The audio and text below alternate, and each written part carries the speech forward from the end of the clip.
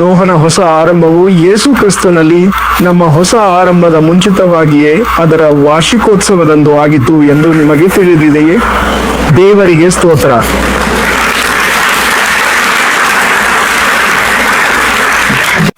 ದೇವರು ತಾನು ಏನು ಮಾಡುತ್ತಿದ್ದಾನೆಂದು ತಿಳಿದಿದ್ದಾನೆ ಎಂಬ ಭಾವನೆ ನಿಮಗೆ ಬರುತ್ತದೆಯೇ?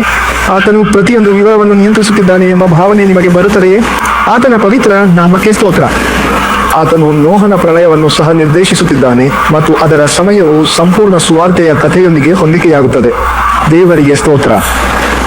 ಬೈಬಲ್ ಹೆಚ್ಚು ಓದಿದರೆ ನಿಮಗೆ ಈ ಸಂಪರ್ಕಗಳು ಕಾಕತಾಳೀಯಗಳು ಕೂಡ ಕಾಣುತ್ತವೆ. ರಬ್ಬಿಗಳು ಕಾಕತಾಳೀಯ ಕೋಶರ್ ಪದವಲ್ಲ ಅಂತ ಎನ್ನುತ್ತಾರೆ, ಸರಿ. ಹಳೆಯ ಒಡಂಬಡಿಕೆಯಲ್ಲಿ ಹೊಸದೂ ಅಡಗಿದೆ, ಹೊಸ ಒಡಂಬಡಿಕೆಯಲ್ಲಿ ಹಳೆಯದು ಪ್ರಕಟ ಇದೆ. ಬೈಬಲ್ ಹಿತ್ತಾಳೆಯ ಸರ್ಪಕತೆ, ಇಷ್ಟ, ವಿಚಿತ್ರ, ವಿವರ ಇಲ್ಲ. ಹಿತ್ತಾಳೆ ಸರ್ಪ, ಅದು ಸಂಖ್ಯಾಕಾಂಡ 21ರಲ್ಲಿ ನಂತರ ಓದಲು ಇದೆ. ಜನರು ದೇವರಿಗೂ ಮೋಶೆಯಿಗೂ ಎದುರಾಗಿ, ನಮ್ಮನ್ನು ಈಜಿಪ್ತಿನಿಂದ ಅರಣ್ಯಕ್ಕೆ ಸಾಯಲು ಏಕೆ ತಂದಿರಿ? ಇಲ್ಲಿ ರೊಟ್ಟಿ ಇಲ್ಲ, ನೀರು ಇಲ್ಲ, ಈ ರೊಟ್ಟಿ ಮನ್ನ ಅಸಹ್ಯ ಎಂದರು.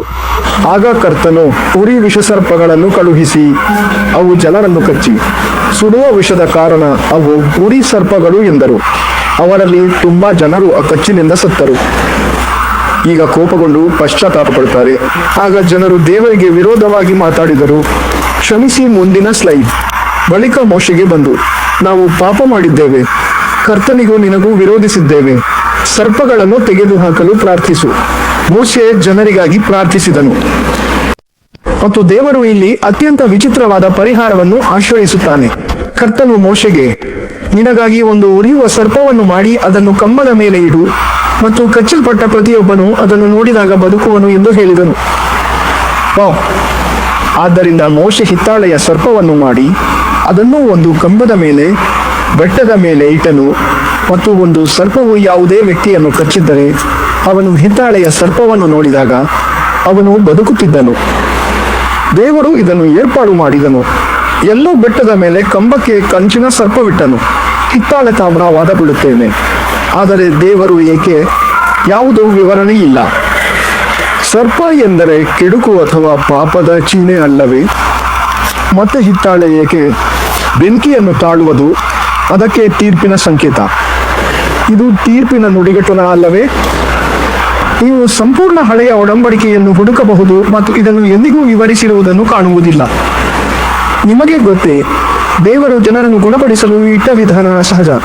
ಗುಣಪಡಿಸಬೇಕಾದರೆ ಏಕೆ ಹೀಗೆ? ಅವನೇ ಹೀಗೆ ಆಯ್ಕೆ ಮಾಡಿ ಅವರು ಹಾಗೆ ಮಾಡಿದರು, ಅದೇ ಮಾರ್ಗ. ವಾಸ್ತವವಾಗಿ ಈ ನಿರ್ದಿಷ್ಟ ಪರಿಹಾರವು ಒಂದು ಸಮಸ್ಯೆಯನ್ನು ಸೃಷ್ಟಿಸುತ್ತದೆ, ಏಕೆಂದರೆ ಆ ಹಿತ್ತಾಳೆಯ ಸರ್ಪವು ಪೂಜಿಸಲು ಒಂದು ವಿಗ್ರಹವಾಗುತ್ತದೆ. ಹಲವಾರು ಶತಮಾನಗಳ ನಂತರ ರಾಜ ಹಿಜ್ಕೀಯನು ಅವರು ಈ ವಸ್ತುವಿಗೆ ಪ್ರಾರ್ಥಿಸುತ್ತಿರುವುದನ್ನು ಕಂಡು ಅದನ್ನು ನಾಶ ಮಾಡುತ್ತಾನೆ. 2 ಅರಸುಗಳು 18ರಲ್ಲಿ ಹಿಜ್ಕೀಯನು ತನ್ನ ತಂದೆಯಾದ ದಾವೀದನ ಪ್ರಕಾರ ಕರ್ತನ ಮುಂದೆ ಸರಿಯಾದುದನ್ನು ಮಾಡುತ್ತಿದ್ದನು. ಅವನು ಎತ್ತರವಾದ ಸ್ಥಳಗಳನ್ನು ತೆಗೆದುಹಾಕಿದನು, ವಿಗ್ರಹಗಳನ್ನು ಒಡೆದು ಹಾಕಿದನು, ತೋಪುಗಳನ್ನು ಕಡಿದು ಹಾಕಿದನು ಮತ್ತು ಆ ದಿನಗಳಲ್ಲಿ ಇಸ್ರಾಯೇಲ್ಯರು ಅದಕ್ಕೆ ಧೂಪವನ್ನು ಸುಡುತ್ತಿದ್ದರು, ಅಂದರೆ ಮೋಶೆ ಮಾಡಿದ ಹಿತ್ತಾಳೆಯ ಸರ್ಪ. ಅವನು ಅದನ್ನು ನೆಹುಷ್ಟಾನ್ ಎಂದು ಕರೆದನು, ಅಂದರೆ ಹಿತ್ತಾಳೆಯ ವಸ್ತು, ಮತ್ತು ಅವನು ಅದನ್ನು ನಾಶ ಮಾಡುತ್ತಾನೆ.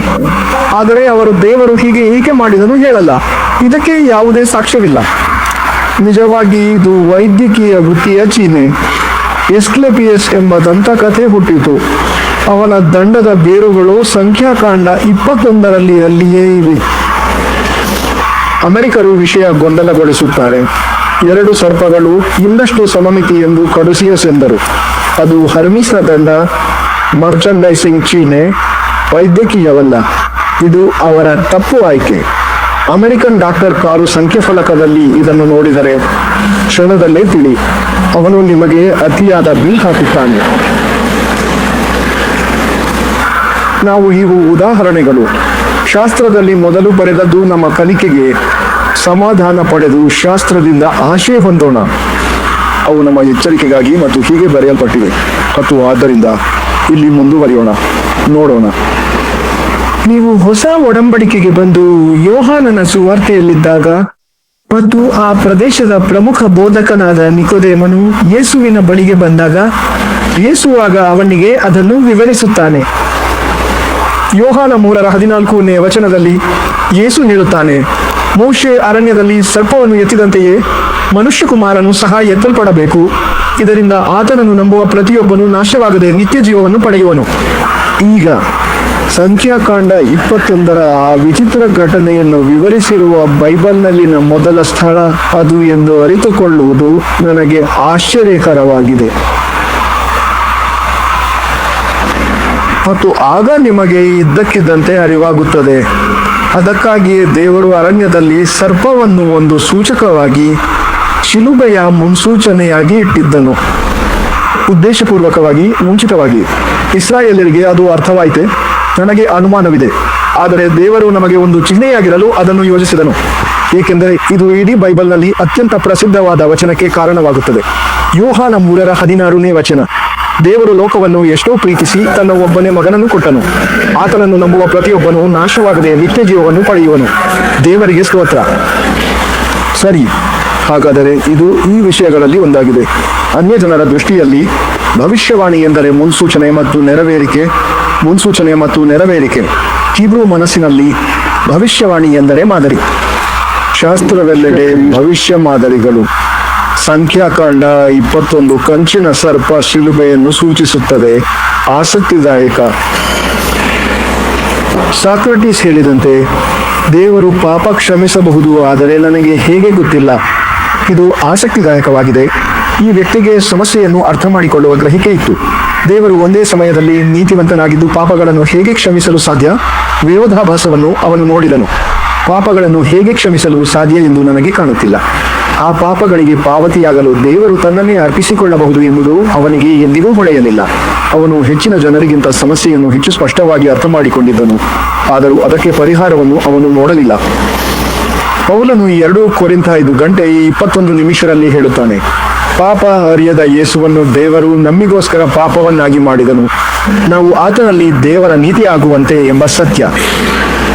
ಪವಿತ್ರ, ನಿರ್ಮಲ, ಕಳಂಕರಹಿತನಾದ ದೇವರು ನಮಗಾಗಿ ಪಾಪವಾದದ್ದು ಎಂದರೆ ಏನೆಂದು ಕಲ್ಪಿಸಿಕೊಳ್ಳುವ ಸಾಮರ್ಥ್ಯ ನನಗೂ ನಿಮಗೂ ಇಲ್ಲ. ಅದು ಏನನ್ನು ಒಳಗೊಂಡಿದೆ ಎಂದು ನಾವು ಊಹಿಸಲು ಸಾಧ್ಯವಿಲ್ಲ. ನಮಗಾಗಿ ಆತನು ಅವನನ್ನು ಪಾಪವನ್ನಾಗಿಸಿದನು. ಇದು ಸಮಗ್ರ ವಿನ್ಯಾಸ. ಹೊಸದು ಹಳೆಯದಲ್ಲಿ ಗುಪ್ತ, ಹಳೆಯದು ಹೊಸದಲ್ಲಿ ಪ್ರಕಟ. ಸುಮಾರು 2000 ವರ್ಷಗಳಲ್ಲಿ 40 ಜನ ಬರೆದ 66 ಪುಸ್ತಕಗಳು ಒಂದೇ ಸಮಗ್ರ ವಿನ್ಯಾಸ. ಬೈಬಲ್ ಸಾಬೀತಾಗದು ಎನ್ನುತ್ತೀರಾ? ಸಾಧ್ಯ. ಅದರ ಏಕತೆ ತೋರಿಸಿ, ಅದು ಕ್ರಿಸ್ತನತ್ತ ಸೂಚಿಸಿ, ಕ್ರಿಸ್ತನನ್ನು ದೃಢೀಕರಿಸಿ, ನಂತರ ಕ್ರಿಸ್ತನು ಇಡೀ ಸಂಕಲನವನ್ನು ಕೂಡ ದೃಢೀಕರಿಸುತ್ತಾನೆ. ಆದರೆ ಬೈಬಲ್ನಲ್ಲಿನ ಆಶ್ಚರ್ಯಗಳಿಗೆ ಮತ್ತೆ ನೋಟ. ಅಲ್ಲಿ ಎಲ್ಲವೂ ಉದ್ದೇಶಿತ. ಜನರು ಕೇಳುತ್ತಾರೆ, ಸಂಖ್ಯೆ 2, ಅದರಿಂದ ಏನು ಅರ್ಥ ಹೇಳಿ? ಅರಣ್ಯಕಾಂಡ 2 ಇಲ್ಲಿ ವಿವರಿಸಿದಂತೆ ಇಸ್ರಾಯೇಲಿನ ಪಾಳೆಯದ ಸಂಖ್ಯೆಗಳು ಮತ್ತು ವಿವರಗಳ ಹಿಂದೆ ಏನು ಅಡಗಿರಬಹುದು ಎಂಬುದನ್ನು ಈ ಎಲ್ಲ ವಿಚಿತ್ರ ಸಂಖ್ಯೆಗಳು ತಿಳಿಸುತ್ತವೆ. ಯೇಸು, ಗ್ರಂಥದಲ್ಲಿ ನನ್ನ ಕುರಿತು ಬರೆಯಲಾಗಿದೆ, ನೀನೇ ತಿಳಿ. ಪ್ರತಿಪುಟದಲ್ಲೂ ಯೇಸು ಕ್ರಿಸ್ತ ಹೊಸೊಡಂಬಡಿಕೆಯಲ್ಲಿ ಮಾತ್ರವಲ್ಲ. ಮತ್ತು ಹೀಗೆ ಅರಣ್ಯಕಾಂಡದ 2ನೇ ಅಧ್ಯಾಯದಲ್ಲಿ ನಾವು ಇಸ್ರಾಯೇಲಿನ ಎಲ್ಲ 12 ಕುಲಗಳ ಪಟ್ಟಿಗಳನ್ನು ಹೊಂದಿದ್ದೇವೆ. ನಿಮಗೆ ಯೆಹೂದ, ಇಸ್ಸಕಾರ್, ಜಬುಲೂನ್, ನಂತರ ರೂಬೇನ್, ಸಿಮೆಯೋನ್, ಗಾದ್, ಬಳಿಕ ಎಫ್ರಾಯಿಮ್, ಮನಸೆ, ಬೆನ್ಯಾಮಿನ್, ಕೊನೆಗೆ ದಾನ್, ಆಶೇರ್, ನಫ್ತಾಲಿ. ಇವರೆಲ್ಲ ಇಸ್ರೇಲಿನ ಗೋತ್ರಗಳು. ಕ್ರಮವಾಗಿ ಪಟ್ಟಿ ಇವೆ. ಈಗ ಗೊತ್ತಾಯಿತು. ಕುಲಗಳು 13. ಗೊಂದಲ ಬೇಡ. 12 ಎಂದರೆ ಅವರು ಮೋಸ. ನಿಮಗೆ ಈ ಎಲ್ಲ 12 ಬೇಕಾದರೆ ಎಲ್ಲವನ್ನು 12 ಎಂದು ಕರೆ. ಯೋಸೇಫನನ್ನು ಸೇರಿಸಿ ಒಟ್ಟುಗೂಡಿಸಿ ಅಷ್ಟೇ. ನೀವು ದಾನ ಅಥವಾ ಲೇವಿಯನ್ನು ತೆಗೆದರೂ ಯೋಸೇಫನನ್ನು 2 ಮಾಡಿದರೆ ಇನ್ನೂ ಅದೇ 12 ಜನ ಉಳಿಯುತ್ತಾರೆ. ಅವರ ಆಟ ತಿಳಿದರೆ ಲೇವಿ ಇದ್ದರೂ ಇಲ್ಲದರೂ ಸದಾ 12 ಏಕೆ ಎಂಬುದು ಅರ್ಥ. ಅವನು ಮೆರವಣಿಗೆಗೆ ಹೋಗುವುದಿಲ್ಲ, ಯುದ್ಧಕ್ಕೆ ಇನ್ನೂ 12 ಹೋಗುತ್ತಾರೆ. ಹಳೆಯ ಒಡಂಬಡಿಕೆಯಲ್ಲಿ 20 ಬಾರಿ ಪಟ್ಟಿ. ಕ್ರಮ ಬದಲಾದರೂ ಯಾವಾಗಲೂ 13ರ ಉಪಸಮೂಹ. ಹೇಗಾದರೂ ಮುಂದುವರಿಯೋಣ. ಅರಣ್ಯಕಾಂಡ 2ರಿಂದ ನಾವು ಈ 12 ಕುಲಗಳು 4 ಪಾಳೆಯಗಳಲ್ಲಿ ನೆಲೆಯಾದವೆಂದು ತಿಳಿಯುತ್ತೇವೆ. ಮೊದಲ 3 ಯೆಹೂದ, ಇಸ್ಸಾಕಾರ್, ಜಬುಲೂನ್ ಯೆಹೂದ ಧ್ವಜದಡಿ ಪಾಳೆಯವಿಟ್ಟರು. ಆದ್ದರಿಂದ ರೂಬೇನ್, ಸುವಾನ್ ಮತ್ತು ಗಾದ್ ರೂಬೇನನ ಪಾಳೆಯದ ಅಡಿಯಲ್ಲಿ ಪಾಳೆಯ ಹೂಡಿದರು. ಎಫ್ರಾಯಿಮ್, ಮನಸ್ಸೆ ಮತ್ತು ಬೆನ್ಯಾಮಿನ್ ಎಫ್ರಾಯಿಮನ ಧ್ವಜದ ಅಡಿಯಲ್ಲಿ, ಮತ್ತು ದಾನ್ ಮತ್ತು ನಫ್ತಾಲಿ ದಾನನ ಅಡಿಯಲ್ಲಿ ಪಾಳೆಯ ಹೂಡಿದರು. ಮತ್ತು ಹೀಗೆ ಅವರು 4 ಪಾಳೆಯಗಳನ್ನು ಹೊಂದಿದ್ದರು. ಈಗ ಲೇವಿಯರು ಮಧ್ಯದಲ್ಲಿ ಪಾಳೆಯ ಹೂಡಿದ್ದಾರೆ. ಅವರು ತಮ್ಮ ಪ್ರದೇಶದ ಮಧ್ಯದಲ್ಲಿ ದೇವದರ್ಶನ ಗುಡಾರವನ್ನು ಸ್ಥಾಪಿಸಲು ಒಂದು ಪ್ರದೇಶವನ್ನು ನಿಗದಿಪಡಿಸಿದರು ಮತ್ತು ದ್ವಾರವು ಯಾವಾಗಲೂ ಪೂರ್ವಕ್ಕೆ ಇರುತ್ತದೆ ಮತ್ತು ಅಲ್ಲಿಯೇ ಮೋಶೆ ಮತ್ತು ಯಾಜಕರು ಪಾಳೆಯ ಹೂಡಿದರು.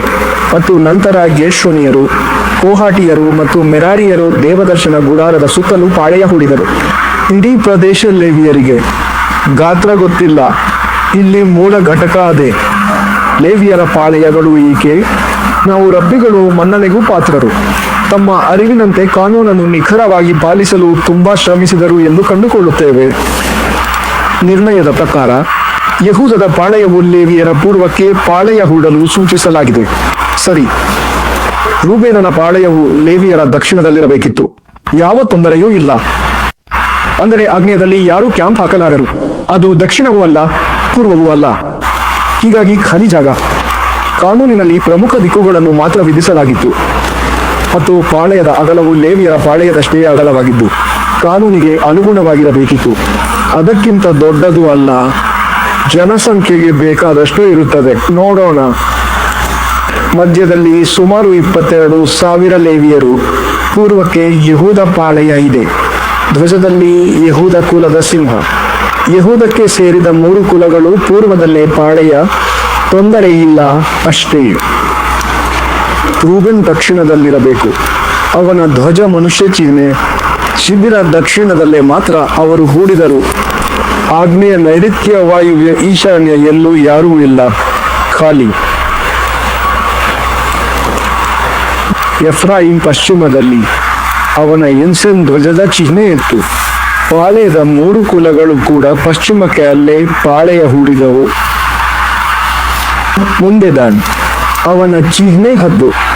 ಆದರೆ ನೀವು ಆದಿಕಾಂಡ 49ನಲ್ಲಿ ದಾನದ ಧ್ವಜ ಸರ್ಪವೇ ಅಲ್ಲವಾ ಎಂದು ಕೇಳುತ್ತೀರಿ. ಇದಕ್ಕೆ ಆ ಕುಲದ ನಾಯಕ ಅಜೇಲ್ ಸರ್ಪಕ್ಕೆ ಅಸಹ್ಯಪಟ್ಟ. ಅವನು ಬಾಯಲ್ಲಿ ಹಾವನ್ನು ಹಿಡಿದ ಹದ್ದನ್ನು ಹೊಸ ಧ್ವಜವಾಗಿ ಅಳವಡಿಸಿದ. ಹೀಗೆ ದಾನ್ ಹದ್ದನ್ನು ಆರಿಸಿಕೊಂಡ. ಸ್ಪಷ್ಟ ಕಾರಣಕ್ಕೆ ಸರ್ಪಕ್ಕಿಂತ ಇದು ಹೆಚ್ಚು ಹಿತ. ಹೀಗಾಗಿ ಈಗ ನಮ್ಮಲ್ಲಿ 4 ಇವೆ. ಜನಸಂಖ್ಯೆ ಕಂಡು ಹಿಡಿಯೋಣ. ಯಹೂದ 1,86,000 ಅತಿ ದೊಡ್ಡದು. ಪಶ್ಚಿಮದ ಎಫ್ರಾಯಿಂ 108 ಅತಿ ಚಿಕ್ಕದು. ಉಳಿದ 2 ಸಮಾನ. ನಿಮ್ಮ ಬೈಬಲ್ನ ವೈಮಾನಿಕ ಚಿತ್ರವನ್ನು ನಿಮಗಾಗಿ ಇಲ್ಲಿ ಈಗ ನಿರ್ಮಿಸಿ ತೋರಿಸುತ್ತೇನೆ. ಇದೇ ದೃಶ್ಯ ಇಸ್ರಾಯೇಲನ್ನು ಶಪಿಸುತ್ತಾ ಬೆಟ್ಟದಲ್ಲಿದ್ದ ಬಿಳಾಮನು ಕೆಳಗೆ ನೋಡಿದಾಗ ಆಗ ಕಂಡದೆ ಮತ್ತು ಅದನ್ನೇ ಅವನು ನೋಡಿದ್ದು. ಅದು ಇಸ್ರಾಯೇಲಿನ ಪಾಳೆಯದ ವೈಮಾನಿಕ ನೋಟ. ಹಳೆಯ ಒಡಂಬಡಿಕೆಯಲ್ಲಿ ಅರಣ್ಯಕಾಂಡ 2ರಲ್ಲಿ. ಅಚ್ಚರಿಯಲ್ಲವೇ? ಜೋಡಿಸಿದರೆ ನಿಜಕ್ಕೂ ಎಲ್ಲವೂ ಸ್ಪಷ್ಟವಾಗುತ್ತದೆ. ಇದು ಮೊದಲಿಗೆ ಕಾಣುವುದಕ್ಕಿಂತ ಆಳ. ದೇವರ ಸಿಂಹಾಸನದ ಮಾದರಿಯೂ ಆಗುತ್ತದೆ. ಆದ್ದರಿಂದ ಕೆರೂಬಿಯ ಮುಖಗಳು, ಮನುಷ್ಯ, ಎತ್ತು, ಹದ್ದು, ಸಿಂಹ ಇಲ್ಲಿ ಚಿತ್ರಿತ. ಇವು ದೇವರ ಸಿಂಹಾಸನ ದರ್ಶನಗಳೆಲ್ಲ. ಯೆಶಾಯ 6, ಯೆಹೆಜ್ಕೇಲ 10, ಪ್ರಕಟಣೆ 4ದಲ್ಲೂ ಅದೇ ರೂಪದಲ್ಲಿ ಸ್ಪಷ್ಟವಾಗಿ ಅದೇ 4 ಹೆಸರುಗಳು. ಹೊಸ ಒಡಂಬಡಿಕೆಯ ಸುವಾರ್ತೆ ವಿನ್ಯಾಸ. ಮತ್ತಾಯ ಯೇಸುವನ್ನು ಮೆಸ್ಸಿಯ, ಮಾರ್ಕ ಸೇವಕ, ಲೂಕ ಮಾನವ ಕುಮಾರ, ಯೋಹಾನ ದೇವಕುಮಾರ ಎಂದು ತೋರಿಸುತ್ತಾರೆ. ಧ್ಯೇಯಕ್ಕೆ ತಕ್ಕ ವಂಶಾವಳಿ ಇದೆ. ಮಾರ್ಕನಲ್ಲಿ ಇಲ್ಲ. ಸೇವಕನ ಪೀಠಿಕೆ ಯಾರಿಗೂ ಬೇಡ. ಇದು ಕಾರಣ. ಮತ್ತಾಯನು ಅಬ್ರಹಾಮನಿಂದ ಆರಂಭಿಸಿ ಯಹೂದಿ ಕಾನೂನು ವಂಶಾವಳಿಯನ್ನೆತ್ತಾನೆ. ಲೂಕ್ ಒಬ್ಬ ಅನ್ಯಜನ ಮತ್ತು ವೈದ್ಯ. ಅವನು ತನ್ನ ವಂಶಾವಳಿಯನ್ನು ಆದಾಮನಿಂದ ತೆಗೆದುಕೊಂಡು ರಕ್ತ ಸಂಬಂಧದ ಮೂಲಕ ಕೆಳಗೆ ಹೋಗುತ್ತಾನೆ. ಒಂದು ವಿಭಿನ್ನ ವಂಶಾವಳಿ. ಮೇರಿಯ ವಂಶಾವಳಿಯು ಜೋಸೆಫ್ನ ವಂಶಾವಳಿಯಂತೆಯೇ ಇಲ್ಲ. ಮತ್ತಾಯ ಜೋಸೆಫ್ತು, ಲೂಕ ಮೇರಿದು. ಆಸಕ್ತಿದಾಯಕ ಅಧ್ಯಯನ. ಜಾಂಗೆ ವಂಶಾವಳಿ ಇದೆ. ನಾವು ಗುರುತಿಸಲ್ಲ. ಪೂರ್ವ ಅಸ್ತಿತ್ವದವನದು. ಯೋಹಾನ ಸುವಾರ್ತೆಯ ಮೊದಲ 3 ವಚನಗಳು. ಮತ್ತಾಯ ಯೇಸು ಹೇಳಿದ ಮಾತು. ಮಾರ್ಕ್ ಸೇವಕನಾಗಿ ಮಾಡಿದ ಕೆಲಸ. ಲೂಕ ಅವನು ಅನುಭವಿಸಿದ ಮಾನವತ್ವ. ಯೋಹಾನ ಅವನ ನಿಜ ಗುರುತು ಹೇಳುತ್ತಾನೆ. ಮತ್ತು ನಮ್ಮಲ್ಲಿ ಒಂದು ಯಹೂದಿ ರೋಮನ್ ಗ್ರೀಕ್ ಚರ್ಚ್ಗೆ ಅನುಸಾರ ಬರೆಯಲಾಗಿದೆ ಎಂದು. ಮತ್ತು ಪ್ರತಿಯೊಂದರಲ್ಲೂ ಮೊದಲ ಪವಾಡವು ಆ ನಿರ್ದಿಷ್ಟ ವಿನ್ಯಾಸವನ್ನು ಸಂಪೂರ್ಣವಾಗಿ ಬೆಂಬಲಿಸುತ್ತದೆ. ಎಲ್ಲವೂ ಒಂದೇ ಸರಿಯಾದ ಅಂತ್ಯ ಹೊಂದಿವೆ. ಪ್ರತಿ ಬರಹಗಾರನು ತನ್ನ ಓದುಗರಿಗೆ ತಕ್ಕಂತೆ ಅಂತ್ಯ ತರುತ್ತಾನೆ ಅಲ್ಲಿಯೇ. ಯಹೂದಿ ಮಥಾಯನು ಪುನರುತ್ಥಾನದಲ್ಲಿ ಮುಗಿಸುತ್ತಾನೆ. ಅನ್ಯ ಜನರಿಗೆ ಬರೆಯುವ ಮಾರ್ಕನು ಸ್ವರ್ಗಾರೋಹಣವನ್ನು ಹೇಳುತ್ತಾನೆ. ಲೂಕನು ಆತ್ಮದ ವಾಗ್ದಾನದಿಂದ ಮುಂದಿನ ಭಾಗ ಅಪೊಸ್ತಲರ ಕೃತ್ಯಗಳು ತೆರೆದಿಡುತ್ತಾನೆ. ಯೋಹಾನನು ಪ್ರಕಟಣೆ ಹಾಗೂ ಮರುಬರುವ ವಾಗ್ದಾನವನ್ನು ಜೋಡಿಸುತ್ತಾನೆ. ನಮ್ಮಲ್ಲಿ ಇರುವುದು ಇದು 4 ಮುಖಗಳೇ ಸೂಚನೆ: ಸಿಂಹ, ಎತ್ತು, ಮನುಷ್ಯ, ಹದ್ದು. ಆದ್ದರಿಂದ ಯೆಹೂದ, ಎಫ್ರಾಯಿಂ, ರೂಬೇನ್, ದಾನ್ ಧ್ವಜಗಳು ಪೂರ್ವ, ಪಶ್ಚಿಮ, ದಕ್ಷಿಣ, ಉತ್ತರ ಕ್ರಮದಲ್ಲಿ ನಿಂತಿವೆ. ನೀವು ಇದನ್ನು ದೊಡ್ಡದಾಗಿಸಬಹುದು ಗೊತ್ತಿಲ್ಲ, ಆದರೆ ಸುವಾರ್ತೆಗಳನ್ನು ಓದಿದರೆ ಅವು ಅಚ್ಚರಿಯಾಗಿ ರೂಪಿತವೆಂದು ಕಾಣುತ್ತದೆ. ಮತ್ತೆ ಹೊಸ ಒಡಂಬಡಿಕೆ ಹಳೆಯದಲ್ಲೇ ಮರೆ, ಹಳೆಯ ಒಡಂಬಡಿಕೆ ಹೊಸಲ್ಲಿ ಬಹಿರಂಗ.